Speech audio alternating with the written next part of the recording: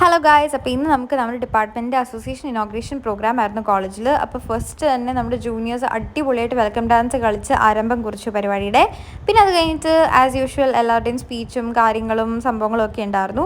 പിന്നെ ഇതാണ് ഗൗരി ആയിരുന്നു കഴിഞ്ഞ വർഷത്തെ ഡോക്യുമെൻറ്റേഷൻ ഇൻചാർജ്. അപ്പോൾ അവളിത് കൈമാറി. ആൻഡ് പുതിയ ഒരു അസോസിയേഷനാണ് ഈ എലക്ട് ചെയ്ത പിള്ളേർ.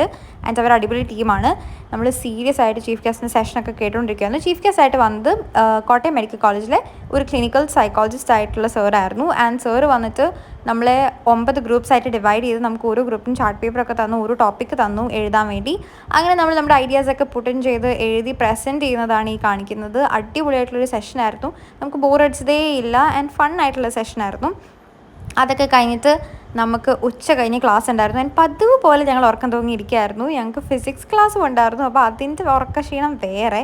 അത് കഴിഞ്ഞിട്ട് നമ്മൾ ക്ഷീണിച്ച് ബസ്സൊക്കെ പിടിച്ച് വീട്ടിൽ പോയി ഗായ്സ്.